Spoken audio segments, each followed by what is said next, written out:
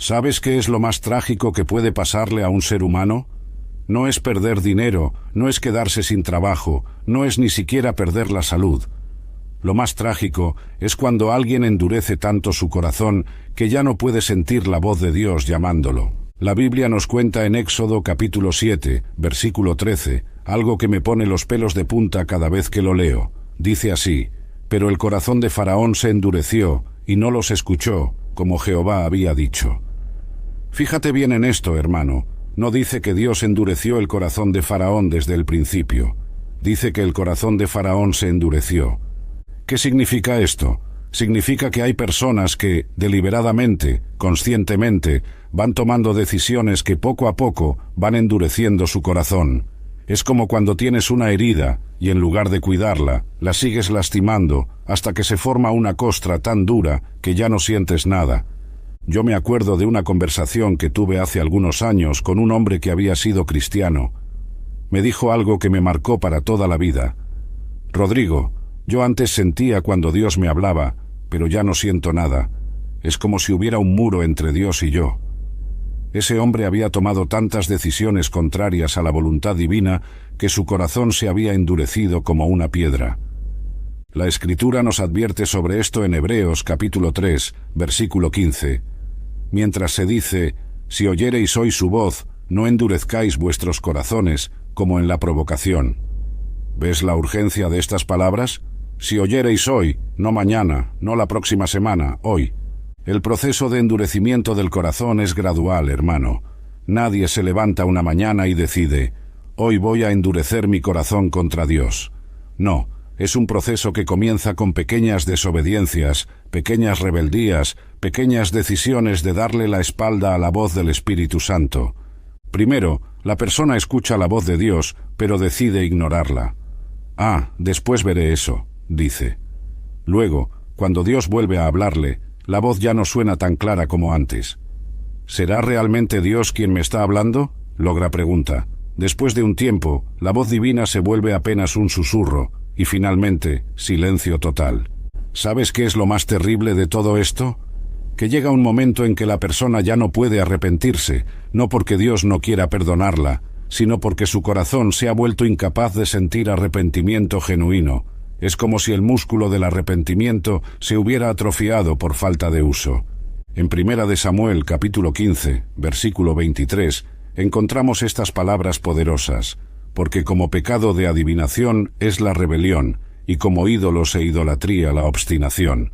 La obstinación, hermano, es poner ídolos en el lugar de Dios, y cuando alguien hace esto consistentemente, su corazón se endurece hasta el punto de no retorno.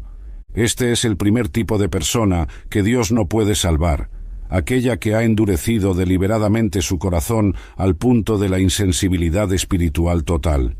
No es que Dios haya cerrado la puerta, es que la persona ha construido un muro tan alto que ya no puede ver la puerta.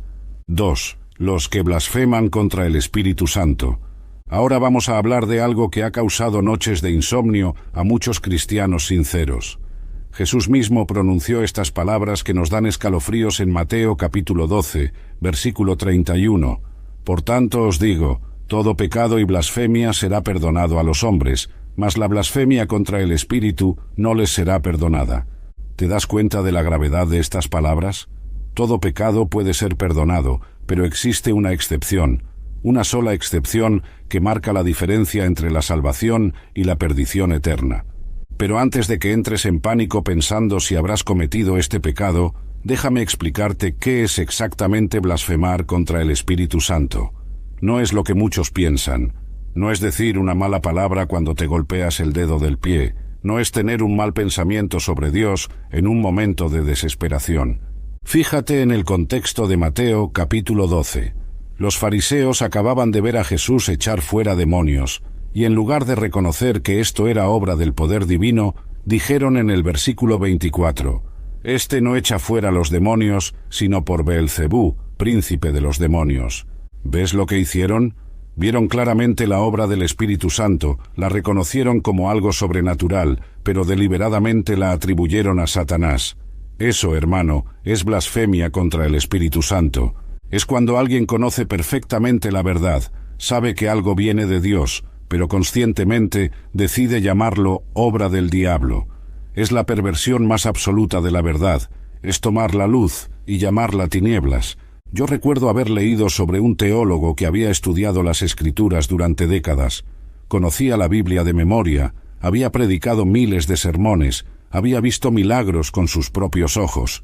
Pero llegó un momento en su vida donde comenzó a atacar sistemáticamente todo lo que sabía que era verdadero sobre Dios. No por ignorancia, sino por rebeldía deliberada.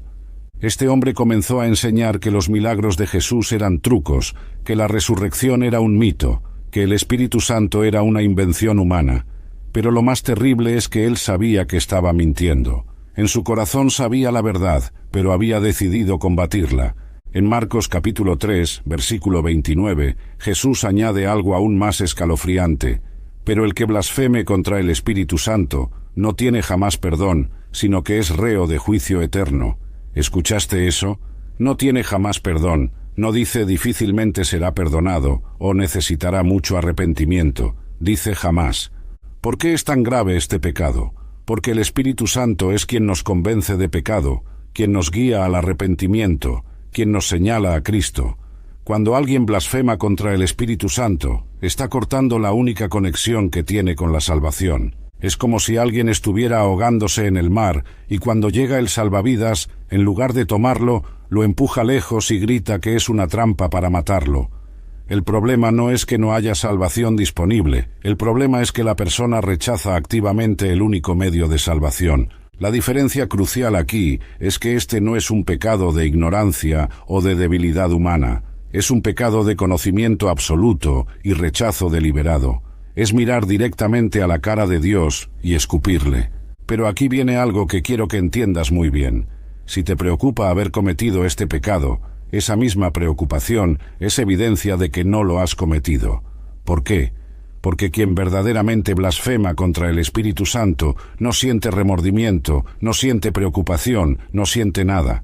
Es el segundo tipo de persona que Dios no puede salvar, no porque Dios no tenga poder para hacerlo, sino porque han cerrado deliberadamente la única puerta por la cual puede entrar la salvación. 3. Los que rechazan persistentemente la gracia. Existe un versículo en Hebreos que me quita el sueño cada vez que lo leo. Está en el capítulo 6, versículos 4 al 6.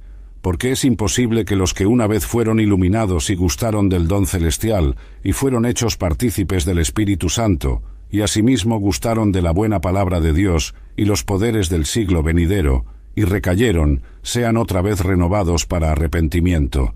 Cuando leo, es imposible, hermano, se me pone la carne de gallina. Estamos hablando de personas que no solo conocieron sobre Dios, sino que realmente experimentaron su poder, gustaron, fueron partícipes, sintieron los poderes del siglo venidero.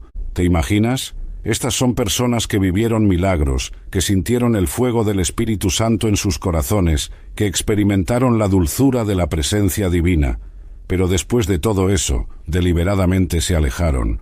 No estamos hablando de alguien que tuvo una crisis de fe o que pasó por un momento difícil.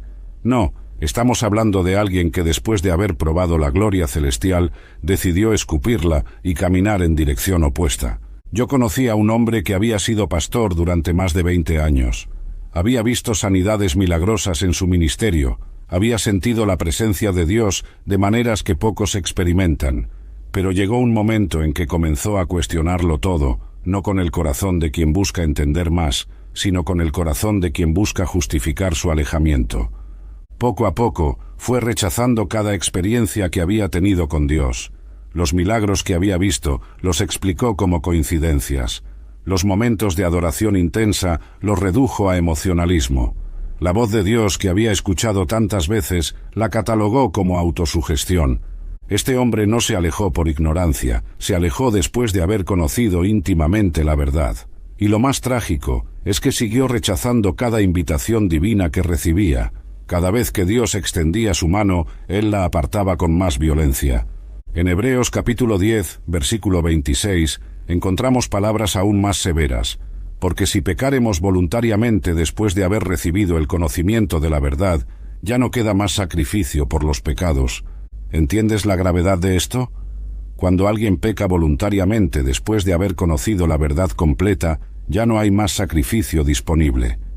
Cristo murió una vez, y si alguien rechaza ese sacrificio después de haberlo conocido plenamente, no hay plan B.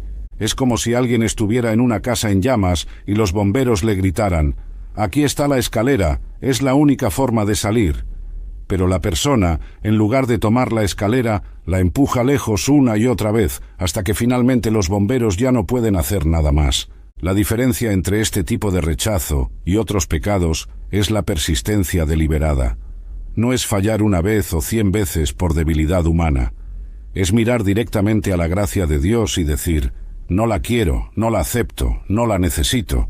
Estos son aquellos que han convertido el rechazo a Dios en un estilo de vida. Cada día que pasa, cada oportunidad que se les presenta, cada llamado que reciben, lo rechazan con más determinación que la vez anterior. En Proverbios capítulo 1, versículo 24 al 26, la sabiduría misma habla: «Por cuanto llamé, y no quisisteis oír, extendí mi mano, y no hubo quien atendiese, sino que desechasteis todo consejo mío, y mi reprensión no quisisteis, también yo me reiré en vuestra calamidad». Es aterrador escuchar a Dios decir: «Me reiré en vuestra calamidad», pero llegamos a entender por qué. No es crueldad divina, es el resultado natural de rechazar persistentemente la única fuente de salvación. Este es el tercer tipo de persona que Dios no puede salvar. Aquellos que han hecho del rechazo a la gracia una decisión permanente e irrevocable. 4. Los que viven en apostasía consciente. La apostasía, hermano, no es simplemente alejarse de Dios por un tiempo. La apostasía es algo mucho más serio y peligroso. Es cuando alguien que conocía la verdad no solo se aleja, sino que se convierte en enemigo activo de esa misma verdad. En 2 de Pedro, capítulo 2, versículo 20 al 22, encontramos una descripción que me eriza la piel.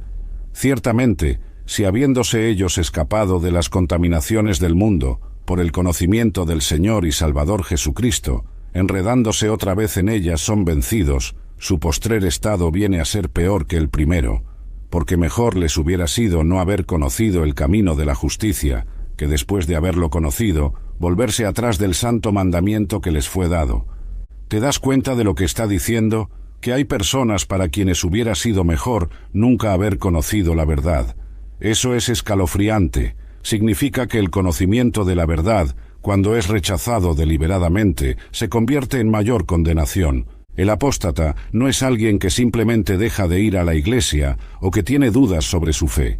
El apóstata es alguien que conoció la verdad profundamente y ahora la combate activamente. Es alguien que se ha convertido en instrumento del enemigo para atacar lo que antes defendía. Yo recuerdo haber leído sobre un hombre que había sido misionero durante 15 años, había plantado iglesias, había llevado miles de personas a Cristo, había dado su vida por el Evangelio, pero algo cambió en su corazón. No solo dejó el ministerio, sino que comenzó a escribir libros atacando la fe cristiana. Comenzó a dar conferencias burlándose de lo que antes predicaba. Usó todo su conocimiento bíblico, toda su experiencia ministerial, no para edificar sino para destruir. Lo más terrible de todo es que este hombre sabía exactamente lo que estaba haciendo. No era ignorancia, no era confusión, era rebeldía deliberada convertida en misión de vida. En 1 de Timoteo, capítulo 4, versículo 1 al 2, Pablo nos advierte: «Pero el Espíritu dice claramente que en los postreros tiempos algunos apostatarán de la fe, escuchando a espíritus engañadores y a doctrinas de demonios, por la hipocresía de mentirosos que, teniendo cauterizada la conciencia».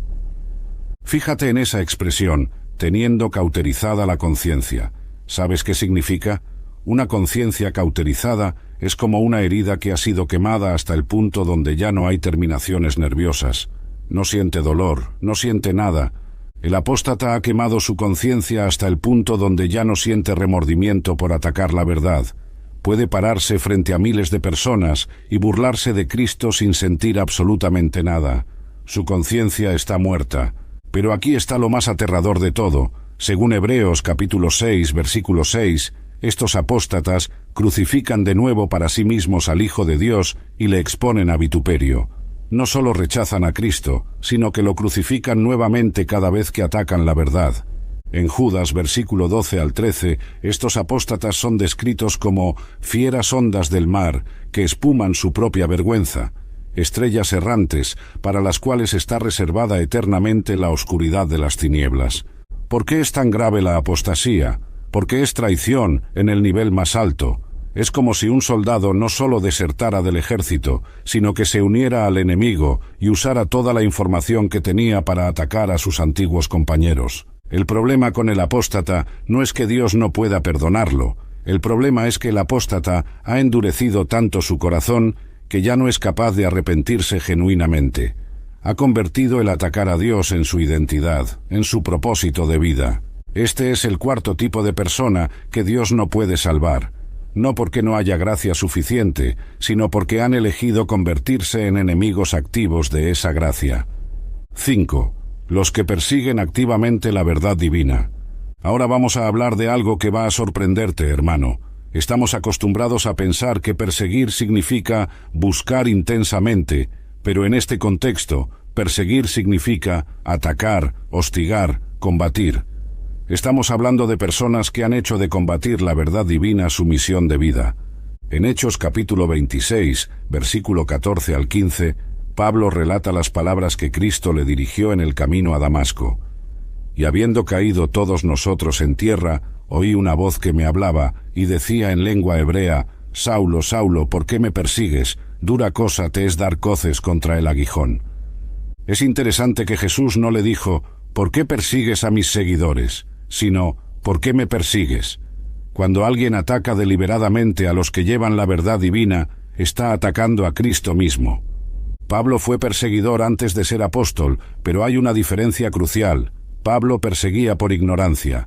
En 1 de Timoteo capítulo 1 versículo 13, él mismo dice: habiendo sido antes blasfemo, perseguidor e injuriador, mas fui recibido a misericordia, porque lo hice por ignorancia, en incredulidad. Pero existe un tipo de perseguidor mucho más peligroso, aquel que persigue con pleno conocimiento de la verdad. Este no actúa por ignorancia, sino por rebeldía consciente. Yo me acuerdo de haber leído sobre un hombre que había sido seminarista, había estudiado teología durante años, conocía las Escrituras mejor que muchos pastores, pero en lugar de usar ese conocimiento para servir a Dios, decidió usarlo para atacarlo. Este hombre se dedicó a infiltrarse en iglesias, no para adorar, sino para sembrar discordia. Conocía tan bien la Biblia que podía usar versículos fuera de contexto para confundir a los nuevos creyentes. Su misión era destruir la fe de otros. Lo más aterrador es que este hombre sabía exactamente lo que estaba haciendo. No era un ateo sincero que buscaba la verdad, era alguien que conocía la verdad y había decidido combatirla desde adentro. En 2 de Timoteo, capítulo 3, versículo 8, Pablo habla de hombres como Janes y Jambres, que resistieron a Moisés, así también estos resisten a la verdad, hombres corruptos de entendimiento, réprobos en cuanto a la fe. Fíjate en esa palabra, réprobos. En el griego original significa que no pasa la prueba, que es rechazado después de ser examinado. Estos hombres fueron examinados por Dios y encontrados completamente inadecuados para la salvación. ¿Por qué? Porque habían convertido el resistir la verdad en su identidad. No eran personas que luchaban contra la verdad ocasionalmente, eran personas cuya razón de ser era oponerse a Dios. En el libro de Apocalipsis capítulo 16, versículo 9, vemos algo escalofriante sobre este tipo de personas. Y los hombres se quemaron con el gran calor, y blasfemaron el nombre de Dios, que tiene poder sobre estas plagas, y no se arrepintieron para darle gloria. ¿Te das cuenta? Incluso bajo el juicio directo de Dios, incluso sintiendo en carne propia las consecuencias de su rebeldía, estos perseguidores de la verdad no se arrepintieron. Su corazón se había endurecido hasta tal punto que ni el sufrimiento podía quebrantarlo. Es como si alguien viera un edificio ardiendo en llamas, supiera que hay personas adentro, y en lugar de llamar a los bomberos, se dedicara a cortar las mangueras de agua. No solo no ayuda, sino que activamente impide la salvación de otros. Este tipo de persona ha cruzado una línea invisible pero real. Ha pasado de ser alguien que necesita salvación a ser alguien que combate activamente esa salvación en otros. En Mateo capítulo 23, versículo 13, Jesús pronuncia palabras durísimas contra este tipo de personas. Mas ay de vosotros, escribas y fariseos, hipócritas, porque cerráis el reino de los cielos delante de los hombres, pues ni entráis vosotros, ni dejáis entrar a los que están entrando. No solo se condenan a sí mismos, sino que impiden activamente que otros se salven. Han convertido el estorbar la obra de Dios en su misión personal. Este es el quinto tipo de persona que Dios no puede salvar, aquellos que han hecho de perseguir la verdad divina su razón de existir. 6. Los que mueren en impenitencia final. Llegamos al tipo más trágico de todos, hermano. Son aquellas personas que simplemente se quedan sin tiempo, no porque Dios les haya cerrado la puerta, sino porque la muerte los alcanza antes de que puedan arrepentirse. En Lucas capítulo 16, versículo 19 al 31, Jesús nos cuenta la historia del rico y Lázaro. Cuando el rico muere y se encuentra en tormento, le ruega a Abraham que envíe a Lázaro para advertir a sus hermanos, pero Abraham le responde algo devastador en el versículo 26. Además de todo esto, una gran sima está puesta entre nosotros y vosotros, de manera que los que quisieren pasar de aquí a vosotros, no pueden, ni de allá pasar acá. ¿Entiendes lo que esto significa? Que después de la muerte ya no hay oportunidad de cambio. La línea se traza definitivamente, y lo que decidiste en vida determina tu eternidad. Pero aquí está lo que me rompe el corazón. Este rico no era necesariamente una mala persona en el sentido que nosotros entendemos. La Biblia no dice que fuera un asesino o un ladrón. Su pecado fue la indiferencia hacia las cosas espirituales. Vivió toda su vida pensando que tenía tiempo. Mañana me ocuparé de Dios, pensaba. Cuando sea viejo me arrepentiré, se decía. Ahora estoy muy ocupado con mis negocios, se justificaba. Y así, día tras día, año tras año, fue posponiendo lo más importante de la vida hasta que simplemente se le acabó el tiempo. En 2 de Corintios capítulo 6, versículo 2, Pablo nos grita con urgencia: «He aquí ahora el tiempo aceptable, he aquí ahora el día de salvación». ¿Por qué dice ahora 2 veces? Porque no hay garantía de que tengamos un mañana. Yo recuerdo la historia de un hombre que era mi vecino hace años. Era una buena persona, trabajador, honesto, buen padre de familia, pero cada vez que alguien le hablaba de Dios, él respondía: «Rodrigo, cuando me jubile y tenga más tiempo, me voy a ocupar de esas cosas espirituales». Un día, este hombre salió de su casa para ir al trabajo como todos los días, pero esa mañana tuvo un infarto fulminante en el autobús. Murió instantáneamente. Nunca llegó a jubilarse, nunca tuvo ese tiempo extra que pensaba que iba a tener. ¿Era una mala persona? ¿Number merecía condenarse? Desde nuestra perspectiva humana no. Pero el problema no es si merecía o no merecía, el problema es que murió sin haber hecho las paces con Dios. En Hebreos capítulo 9, versículo 27, está escrito: «Y de la manera que está establecido para los hombres que mueran una sola vez, y después de esto el juicio». Una sola vez, hermano. No hay segundas oportunidades después de la muerte. Es como un estudiante que tiene todo el semestre para estudiar para el examen final. El profesor le advierte, los compañeros le recuerdan, él mismo sabe que el examen se acerca, pero sigue posponiendo el estudio. «Mañana empiezo», dice cada día. Cuando llega el día del examen, el estudiante ruega: «Por favor, deme una semana más, una oportunidad más». Pero el tiempo se acabó. No es que el profesor sea malo, es que las reglas estaban claras desde el principio. Dios, en su misericordia infinita, nos da toda una vida para tomar la decisión más importante. Nos envía predicadores, nos pone cristianos en nuestro camino, nos habla a través de circunstancias, nos llama por medio de su Espíritu Santo. Pero llega un momento en que se acaba el tiempo, y cuando ese momento llega, ya no hay nada más que Dios pueda hacer. No porque no quiera, sino porque la oportunidad se cerró definitivamente. En Apocalipsis capítulo 22, versículo 11, encontramos palabras que me dan escalofríos.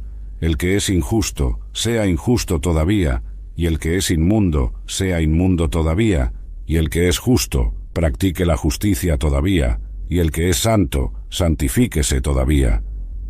Llega un momento en que Dios dice: «Se acabó, como viviste, así morirás. Como moriste, así serás juzgado». Este es el sexto tipo de persona que Dios no puede salvar, no porque no haya gracia disponible, sino porque la muerte los alcanzó antes de que pudieran recibir esa gracia. Casos bíblicos que ejemplifican estos tipos. Ahora, hermano, vamos a ver algunos ejemplos bíblicos concretos de estas 6 categorías, porque la Biblia no solo nos enseña principios, sino que nos muestra personas reales que vivieron estas tragedias espirituales. Empecemos con el faraón de Egipto, el ejemplo perfecto del corazón endurecido. En Éxodo vemos cómo este hombre presenció 10 plagas sobrenaturales, cada una más impresionante que la anterior. Vio el Nilo convertirse en sangre, ranas invadiendo todo el país, moscas cubriendo la tierra. Pero lo más impactante es que después de cada plaga, el faraón parecía estar a punto de ceder. En Éxodo capítulo 9, versículo 27, después de la plaga de granizo, él mismo dice: «He pecado esta vez, Jehová es justo, y yo y mi pueblo impíos». Había reconocido su pecado, había admitido que Dios era justo, pero tan pronto como la presión disminuía, volvía a endurecer su corazón. Al final, ni siquiera la muerte de su propio hijo primogénito pudo quebrantar esa dureza. Luego tenemos a Judas Iscariote, el ejemplo perfecto de apostasía consciente. Este hombre caminó con Jesús durante 3 años, vio todos sus milagros, escuchó todas sus enseñanzas, fue testigo de la transfiguración, presenció resurrección de muertos. En Juan capítulo 6, versículo 70, Jesús mismo dice: «¿No os he escogido yo a vosotros los 12, y uno de vosotros es diablo?» Fíjate que no dice «se convertirá en diablo», sino «es diablo». Judas había conocido íntimamente la verdad y conscientemente la había rechazado. El caso de Balaam es fascinante y aterrador. Este hombre era profeta de Dios, hablaba directamente con el Altísimo, su asna hasta habló por intervención divina. Pero en Números 25 vemos cómo este mismo profeta aconsejó a los enemigos de Israel sobre cómo seducir al pueblo de Dios. Balaam usó su conocimiento íntimo de la voluntad divina para ayudar a los enemigos de Dios. Se convirtió en perseguidor de la verdad que él mismo había proclamado. Otro caso escalofriante es el del rey Saúl. En 1 de Samuel capítulo 10, versículo 6, el profeta Samuel le dice: «Y el Espíritu de Jehová vendrá sobre ti con poder, y profetizarás con ellos, y serás mudado en otro hombre». Saúl experimentó genuinamente el poder de Dios, profetizó bajo la unción del Espíritu Santo, fue transformado sobrenaturalmente. Pero poco a poco fue endureciendo su corazón hasta que en 1 de Samuel capítulo 16, versículo 14 leemos: «El Espíritu de Jehová se apartó de Saúl, y le atormentaba un espíritu malo de parte de Jehová». ¿Te das cuenta de la progresión trágica? Del Espíritu de Dios a un espíritu malo de parte de Dios. Saúl conoció la gloria divina, pero eligió el camino de la rebeldía persistente. El caso de Esaú es particularmente instructivo. En Hebreos capítulo 12, versículo 16 al 17, se nos dice: «No sea que haya algún fornicario o profano como Esaú, que por una sola comida vendió su primogenitura. Porque ya sabéis que aún después, deseando heredar la bendición, fue desechado, y no hubo oportunidad para el arrepentimiento, aunque la procuró con lágrimas». ¿Escuchaste eso? No hubo oportunidad para el arrepentimiento, aunque la procuró con lágrimas. Esaú lloró, suplicó, se desesperó, pero era demasiado tarde. Había vendido algo que no tenía precio por algo temporal. En el Nuevo Testamento tenemos el caso de Anás y Safira, en Hechos capítulo 5. Esta pareja había visto el poder de Dios moviéndose en la iglesia primitiva. Habían sido testigos de milagros extraordinarios, habían experimentado el mover del Espíritu Santo, pero decidieron mentir deliberadamente al Espíritu Santo. No fue un error, no fue debilidad humana, fue engaño premeditado, y el resultado fue muerte instantánea. No hubo oportunidad de arrepentimiento, no hubo segunda chance. Estos casos bíblicos nos muestran que no estamos hablando de teorías abstractas, sino de realidades concretas. Son personas que realmente existieron, que tuvieron oportunidades reales de salvación, pero que por diferentes razones terminaron en el grupo de los que Dios no puede salvar. La lección es clara: la gracia tiene límites, no porque Dios sea limitado, sino porque el libre albedrío humano puede crear situaciones donde la salvación se vuelve imposible. La línea entre misericordia y justicia divina. Existe una línea invisible pero real entre la misericordia y la justicia de Dios, hermano. Y entender esta línea es crucial para comprender por qué hay personas que Dios no puede salvar. La misericordia de Dios no es ciega, no es incondicional en el sentido absoluto que muchos piensan. En Éxodo capítulo 34, versículos 6 al 7, cuando Dios se revela a Moisés, dice: Jehová, Jehová, fuerte, misericordioso y piadoso, tardo para la ira, y grande en misericordia y verdad, que guarda misericordia a millares, que perdona la iniquidad, la rebelión y el pecado, y que de ningún modo tendrá por inocente al culpable. ¿Viste esa última parte? De ningún modo tendrá por inocente al culpable. Ahí está la línea. Dios es misericordioso, pero también es justo. Su misericordia no anula su justicia. Pero cuando se cruza esa línea, ¿en qué momento la misericordia cede el paso a la justicia? La respuesta está en el concepto bíblico de lo que los teólogos llaman el día de gracia. En Génesis capítulo 6, versículo 3, antes del diluvio, Dios dice: No contenderá mi espíritu con el hombre para siempre, porque ciertamente él es carne, mas serán sus días 120 años. Dios le dio a la humanidad 120 años más de oportunidad antes del juicio del diluvio. Durante ese tiempo, Noé predicó justicia, Dios mostró paciencia, la misericordia divina seguía disponible. Pero llegó un día en que Dios le dijo a Noé: Entra tú y toda tu casa en el arca, y cerró la puerta. Ese momento cuando Dios cerró la puerta del arca representa la línea entre misericordia y justicia. Hasta ese momento, cualquiera podía arrepentirse y salvarse. Después de ese momento, ya no. En Romanos capítulo 1, versículo 24, 26 y 28, encontramos una progresión aterradora. 3 veces se repite la frase: Dios los entregó. Primero, los entregó a la inmundicia. Luego, los entregó a pasiones vergonzosas. Finalmente, los entregó a una mente reprobada. ¿Qué significa que Dios los entregó? Significa que retiró su mano protectora, que dejó de contender con ellos, que permitió que siguieran el curso natural de su rebeldía hasta las últimas consecuencias. Esta es quizás la experiencia más aterradora que un ser humano puede tener: ser entregado por Dios a las consecuencias de sus propias decisiones. Es como si un padre, después de años de tratar de corregir a un hijo rebelde, finalmente dijera: Está bien, haz lo que quieras, pero asume las consecuencias. En Oseas capítulo 4, versículo 17, Dios dice algo escalofriante sobre el reino del norte de Israel: Efraín es dado a ídolos, déjalo. Esas 2 palabras, déjalo, representan el momento más trágico en la historia de cualquier persona o nación.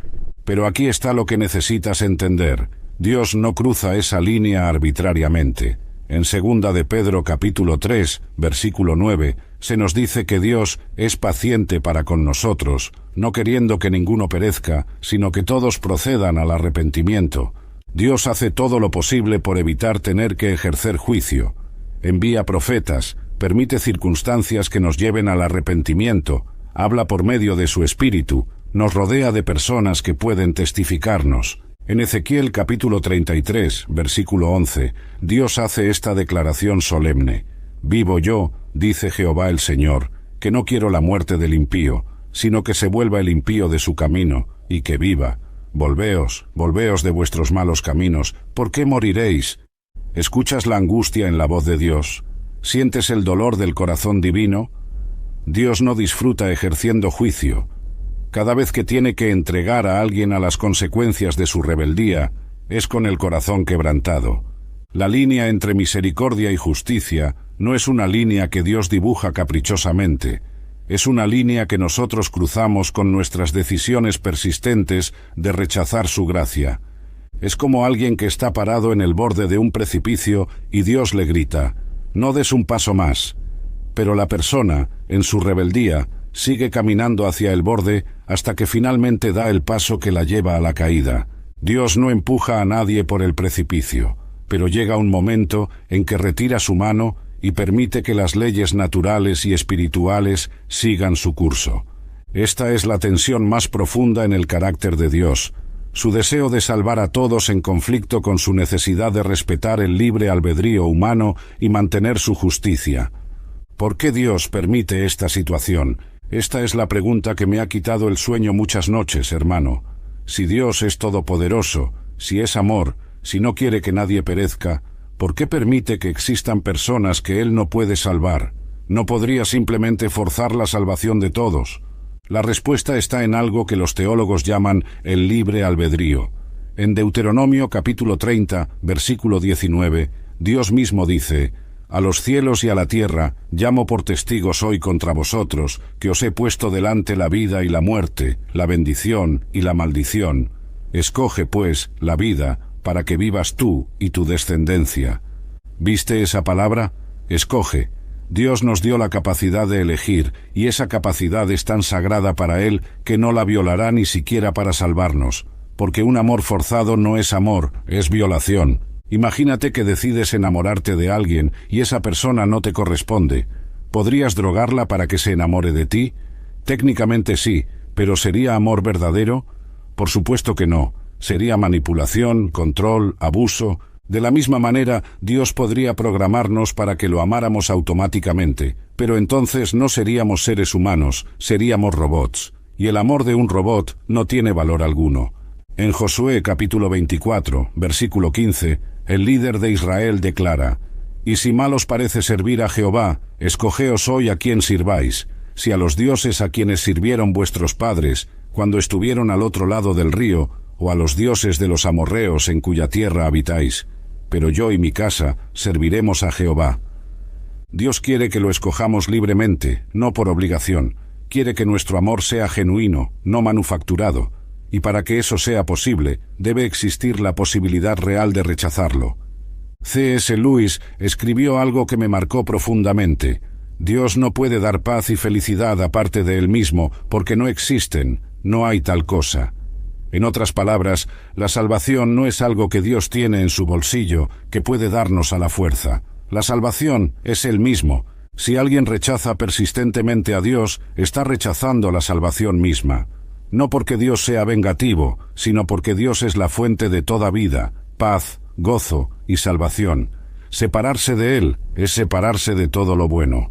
En Juan capítulo 3, versículo 19 al 20, Jesús explica: «Y esta es la condenación, que la luz vino al mundo, y los hombres amaron más las tinieblas que la luz, porque sus obras eran malas. Porque todo aquel que hace lo malo aborrece la luz y no viene a la luz, para que sus obras no sean reprendidas». ¿Ves? La condenación no es que Dios nos rechace, sino que nosotros rechazamos la luz. Algunas personas llegan a amar tanto las tinieblas que la luz les resulta dolorosa, insoportable. Es como alguien que ha vivido en una cueva oscura durante años. Cuando finalmente ve la luz del sol, le duele los ojos, lo ciega temporalmente. En lugar de dar tiempo a que sus ojos se ajusten, prefiere regresar a la oscuridad donde se siente cómodo. Pero aquí está lo que me consuela. Dios hace todo lo posible dentro de los límites del respeto al libre albedrío para salvarnos. En Romanos capítulo 2, versículo 4, Pablo escribe: «¿O menosprecias las riquezas de su benignidad, paciencia y longanimidad, ignorando que su benignidad te guía al arrepentimiento?» Dios usa su bondad para guiarnos al arrepentimiento. Cada bendición que recibimos, cada día que vivimos, cada oportunidad que tenemos, es un llamado divino al arrepentimiento. En 2 de Pedro capítulo 3, versículo 15, se nos dice que debemos considerar la paciencia de nuestro Señor como salvación. Cada día que Dios no ejecuta juicio es un día más de oportunidad para salvación, pero también está la realidad de que algunos rechazan esa paciencia. En Romanos capítulo 2, versículo 5, Pablo advierte: «Pero por tu dureza y por tu corazón no arrepentido, atesoras para ti mismo ira para el día de la ira y de la revelación del justo juicio de Dios». Cada acto de rebeldía, cada rechazo a la gracia, cada endurecimiento del corazón es como poner dinero en una cuenta bancaria de ira divina.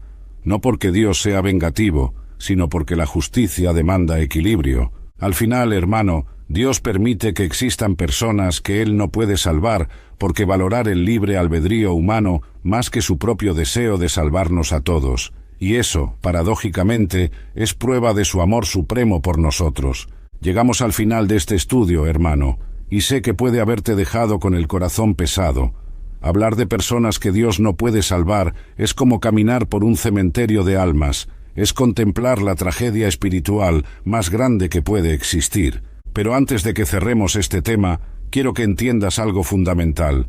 Si estás leyendo esto, si algo dentro de ti se conmueve con estas verdades, si sientes aunque sea una pizca de preocupación por tu estado espiritual, eso es evidencia de que no estás en ninguna de estas 6 categorías.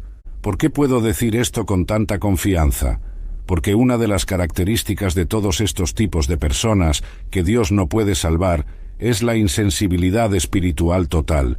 El hecho de que estas palabras te afecten demuestra que el Espíritu Santo todavía está obrando en tu corazón. En Romanos capítulo 8, versículo 1, encontramos una de las promesas más hermosas de toda la Escritura. Ahora pues, ninguna condenación hay para los que están en Cristo Jesús, los que no andan conforme a la carne, sino conforme al Espíritu. Si hay algo que este estudio debe producir en nosotros, no es desesperación, sino gratitud. Gratitud, porque todavía estamos en tiempo de gracia, porque el Espíritu Santo todavía nos convence de pecado, porque Dios todavía extiende su mano hacia nosotros. Cada mañana que despertamos es una nueva oportunidad de gracia. En Lamentaciones, capítulo 3, versículo 22 al 23, Jeremías escribió: Por la misericordia de Jehová no hemos sido consumidos, porque nunca decayeron sus misericordias. Nuevas son cada mañana, grande es tu fidelidad. Mientras haya vida, hay esperanza. Mientras el corazón lata, la puerta de la salvación sigue abierta. Mientras el Espíritu Santo siga hablando a nuestra conciencia, podemos responder a su llamado. Pero este estudio también debe producir en nosotros urgencia. En 2 de Corintios capítulo 6, versículo 2, Pablo nos recuerda: He aquí ahora el tiempo aceptable, he aquí ahora el día de salvación. No sabemos cuánto tiempo nos queda, no sabemos cuántas oportunidades más tendremos, no sabemos en qué momento nuestro corazón podría comenzar ese terrible proceso de endurecimiento. Si nunca has entregado tu vida completamente a Cristo, este es el momento. No mañana, no la próxima semana, no cuando tengas más tiempo. Ahora. Si has estado jugando con las cosas de Dios, si has estado posponiendo decisiones importantes, si has estado endureciendo tu corazón poco a poco, detente ahora mismo, antes de que sea demasiado tarde. Y si eres cristiano, pero conoces a alguien que está en peligro de convertirse en uno de estos 6 tipos de personas, no te quedes callado. En Ezequiel capítulo 3, versículo 18, Dios dice: Cuando yo dijere al impío, de cierto morirás, y tú no le amonestares ni le hablares, para que el impío sea apercibido de su mal camino a fin de que viva, el impío morirá por su maldad, pero su sangre demandaré de tu mano. Tenemos la responsabilidad de advertir, de interceder, de extender la mano a los que están caminando hacia el precipicio espiritual. Pero recordemos siempre que nuestra responsabilidad es hablar, no convencer, es sembrar, no convertir, es extender la invitación, no forzar la respuesta.